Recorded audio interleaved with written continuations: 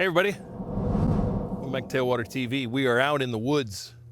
Well, we're actually in a park, but it looks like the woods. We have water around us. We're doing a little fishing, so I thought I'd do a couple of how-to videos. Let's see, we did one about how to cast a bait caster. We did one about how to flip and pitch. Now I want to talk about how to walk the dog. Believe it or not, this is a type of fishing that I think kind of intimidates people a little bit, because I've had people come in our shop and I've talked to them and they're like, I can't walk the dog. It's very simple to do. There's only a couple things you got to keep in mind, and it's really, really easy to do. And to walk the dog basically means this is Super Spook by Heddon. This is the bone color. This is a great snook bait, by the way. This is bone and got a sort of flash in it.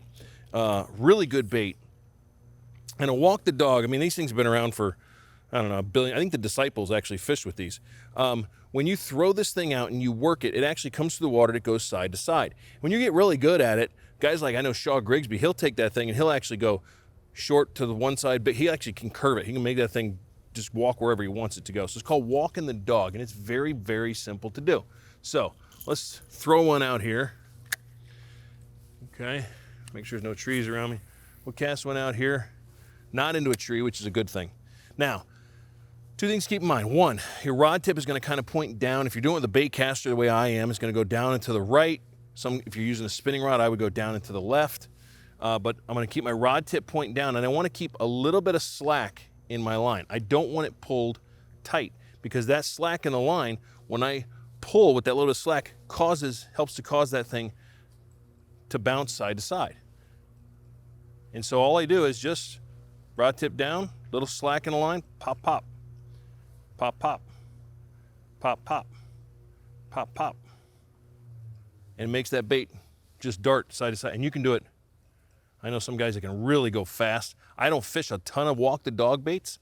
They're really, really good when you've got flat calm. That's when most people are going to fish them, when there's not a lot of ripple on the water, because it's a fairly subtle action. But man, this will call some fish up. You can use this for fishing for snook, bass, trout, redfish. I've even seen guys use these fishing for shallow water grouper. It is a fantastic, fantastic style of fishing, and the blow-ups can be just absolutely epic. And I don't think we're going to get a blow-up today. We got high sunny skies. We just had a cold front come through.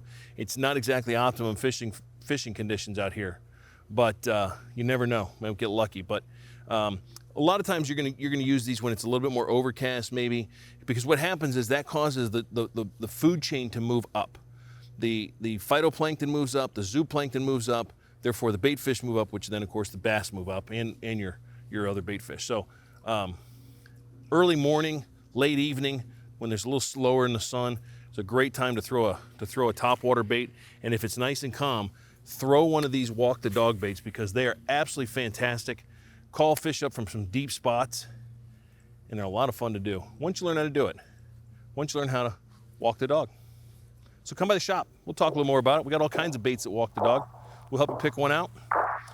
Who knows? Maybe we'll even go fishing with you.